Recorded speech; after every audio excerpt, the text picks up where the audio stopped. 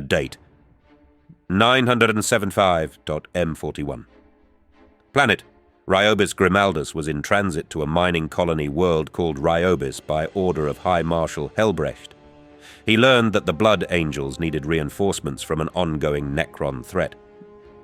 Helbrecht knew the danger the Necrons posed all too well after his duel with the Stormlord that cost him his right hand and his pride. At first it was a disgrace, but then a reminder of his gene father Rogul Dawn that reignited his spirit. Helbrecht warned that the Blood Angels that needed support were the Angels Vermilion, who were whispered of having some sort of corruption at the very heart of their chapter. Grimaldus's rage was uncontrollable. It ran hot through his body and soul, taking over like an illness at what he saw when they entered the orbit of Ryobis. The Blood Angels, once their brothers, most venerated of brothers, were mercilessly drinking the blood of men, women, and children. Grimaldus saw a captain of the Angels Vermilion crack open a child like they were a bottle of Amasec, but mass culling of the civilian population was done with a cold efficiency that did not fit the ravenous killers. No matter, all will be purged, seen or unseen, and in death receive the Emperor's mercy. The streets ran crimson with the blood of the Emperor's servants. The whispers of corruption had been true, and to preserve the Blood Angels' honor, we must suffer not the unclean to live. The Angels Vermilion, once revered as noble scions of Sanguinius, had succumbed to the curse of their own genetic heritage. No longer were they pure. They were tainted by their own hubris, embracing their vampiric thirst for blood. In the shadow of their fall stood the Adeptus Mechanicus, those seekers of forbidden knowledge who had betrayed the citizens of this world in their blind pursuit of its ancient machines. The alliance they formed was blasphemous and an affront to the purity of the Emperor's light. The cleansing of the city was well underway, and while the Angels Vermilion were no doubt instinctive killers, their efficiency left much to be desired. Too impatient to listen to Magos Ventrili's extermination plan, they simply launched themselves at whatever suitable targets crossed their line of sight. Never once did they consult the carefully annotated map he uploaded to their tactical HUDs. By the Omnicia, he never even saw one wearing their helmet once the killing began, their taste for blood apparently more important to them than the autosenses and tactical display provided by their gear. However, the tech priest could not help but admit that, in their literal bloodlust, they were adept at sniffing out which locals to kill. Over-eager and unsavory as they may be, they were proving to be a useful tool for the time being, and would likely purge the area quickly enough to return Ventrili to what was really important: the study of the precious blackstone found scattered beneath the planet. Perhaps, he thought, things will go more smoothly once the Black Templars arrive. The battle erupted at dawn, the sky painted crimson by the rising sun.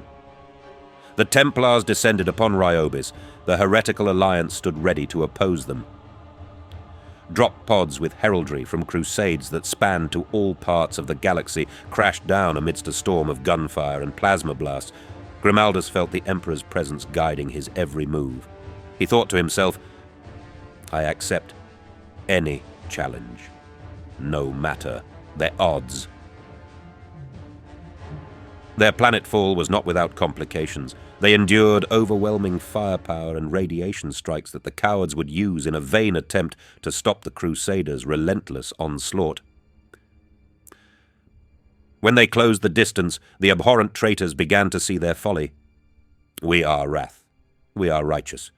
We will humble the sons of the Angel," Grimaldus bellowed, inspiring his brothers to greater feats of faith. Bolters roared and chain swords ignited in a symphony of righteous violence. With sword brethren by his side, Grimaldus advanced with the tenacity of retribution incarnate.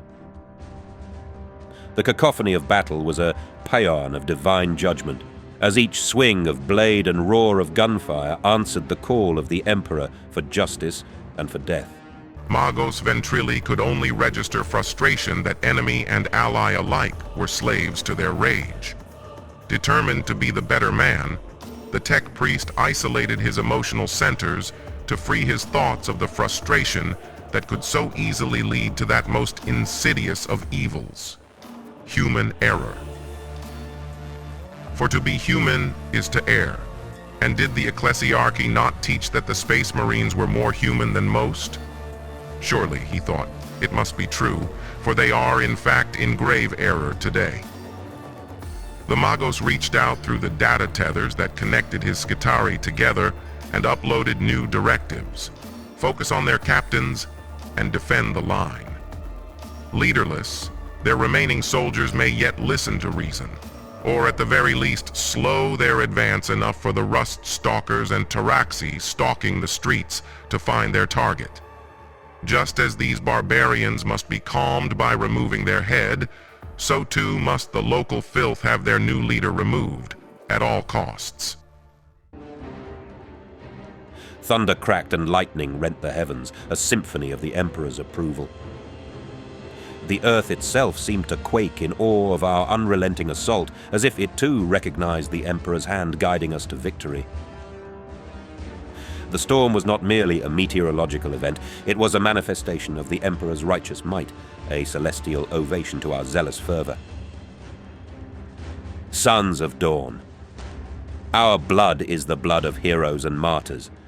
The traitor defiles our sacred imperium. They dare tread the sacred soil of our world. This is our city. This is our world. Say it. Say it. Cry it out so the bastards in orbit will hear our fury. Our city, our world. Make the heavens and earth tremble. Come to me. Come to us all. Come die in blood and fire. Die on our blades. I am Grimaldus of the Black Templars, and I will cast you abominations into the void of space. Grimaldus nodded, still staring out over the wastelands, letting the cheering chant of his brothers mix with the howling wind, knowing it would carry to the enemy. As the battle raged on, it became clear that this war had escalated beyond Grimaldus's initial objectives. It was no longer just about cleansing Rheobis of heretical forces. It was about exacting justice for the fallen civilians and the honor of the sons of the great angel. However, despite their unyielding resolve, and how many were slain in close quarters, that day was slipping away from them. Skitarii losses within acceptable ranges, Dune Crawler resorting to auxiliary power, enemy advance slowed by 63%. Data flowed behind the augmetic eyes of Magos Ventrili. The line could not hold forever, but each further inch would be paid for in blood, attacks the angels were clearly adept at collecting. While they held back the zealous tide, Ventrili ordered precision strikes against critical targets. Rust Stalkers cut captains down amongst their squad mates. Cataphrons chewed through amateurly maintained enemy tanks. And the Dunacrawler's neutron laser hurled radiant death down on what remained. The Magos himself even uploaded data packets filled with prayers of accuracy to the systems within the Angels' tanks. All the while, deeper in the city, Skitarii chased a woman swaddling a baby through the streets. She knew the parts of the city not on any maps and was always one step ahead of her mechanized pursuers. But that was perfectly fine by Ventrili. If the Templars were too stubborn to even listen to his Vox messages, he would have to simply show them instead.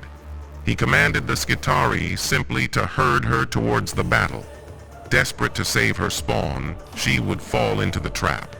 And when she did, Ventrili would cut her down himself, right before the Templar chaplain. Then, he thought, we will see just how blind with rage you really are. Grimaldus fought with an inhuman might that only the Emperor could give him, slaying the traitors with faith, steel, and the end of his Crozius. But faith and purity of purpose will only carry you so far. The cacophonous symphony of war reached its crescendo on the desolate battleground when the mighty Black Templars clashed with the bloodthirsty Blood Angels and their enigmatic allies from the Adeptus Mechanicus. The once gleaming ceramite of Space Marine armor was now smeared with the grime and gore of battle, and the air was rent with the screams of dying machines and the roars of genetically engineered warriors. The Black Templars fought with fervor, for they believed they were saving innocent lives from the predations of the Blood Angels and their tech priest allies, but more importantly, preserving their honor. While the towering leaders of each Space Marine chapter clashed, while blood and rage was spilled with waste and abandon, the Magos' plan came closer to completion. Watching remotely from the eyes of a leather-winged Taraxii, he saw the woman and her baby sprinting from the Taraxii's cleansing flame, rust stalkers blocking off all escapes except that which led to the battle. She would arrive just in time to show these misguided fools what a waste this battle has been. Ventrili wondered if the reveal would be enough to loosen the Templars from their anger. Understanding is good for the soul, but will they allow themselves to understand? Another thought. Will the savage angels bother to stop fighting once the Templars do understand, or will their desire for blood win out? The Magos queued up retreat protocols should either side's stubborn emotions fail to give way to glorious realization and rationality. She rounded the corner of the last building, too focused on a rust stalker on her flank to notice the tech priest's cog-shaped power axe swing out in front of her and dismantle her kneecaps. She hit the ground with a gasp as the twitching bundle she carried tumbled onto the blood-soaked battleground. The chaplain stumbled back from the melee, dismayed at such a casual act of wanton cruelty. His stunned look at the Magos transitioned smoothly to shock, as the four-armed infant gene-stealer skittered and hissed from where its hybrid mother dropped it. Ventrili allowed the reveal to hang in the air, just to be certain, before bringing the axe down on the Xenos parasite. And the Magos saw it in the Marine's eyes. He understood. The turning point came when the Angel's Vermilion Sanguinary Guard, led by someone or something pretending to be Dante, engaged the Emperor's champion in a duel that would decide the outcome of this crusade. In a blaze of flashing blades and crashing debris, the champion fell, his indomitable spirit extinguished. Humbled by the unnatural speed of the vampiric mutants, with his demise, the Black Templars' resolve wavered, leaving them vulnerable to the shocking revelation that the so-called civilians were, in fact, vile gene-stealers in disguise. This truth was unveiled. The truth hung heavily in the acrid air, a bitter irony that cast a somber pall over the battlefield. Their cause, once righteous, was now tragic. The tide of battle has turned against them, and the weight of the Templars' sins pressed upon their shoulders. The Emperor's light seemed dimmed, and it wounded Grimaldus' spirit to see the Templars brought low. As the sun dipped below the horizon, the storm receded, leaving behind tragedy and sacrifice. The corpses of the fallen lay strewn like offerings to the Emperor, their blood mingling with the earth that had been desecrated by the traitor's stride. They may have failed to achieve a complete victory, but their mission is not over. They will regroup, rearm, and renew their vows to the Emperor, burn the heretic, kill the mutant, purge the unclean, no matter the cost. Grimaldus, Reclusiarch of the Black Templars, vows to return to Rhyobis, to cleanse it of the corruption that has taken root, and to honor the memory of the innocent lives lost on this forsaken rock.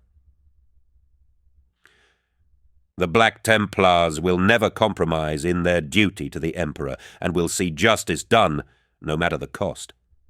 There is no peace among the stars, only an eternity of slaughter and the laughter of thirsting gods. But we, Sigismund's successors, shall stand unbreakable, the Emperor's shield against the darkness. For Dawn, for the Emperor!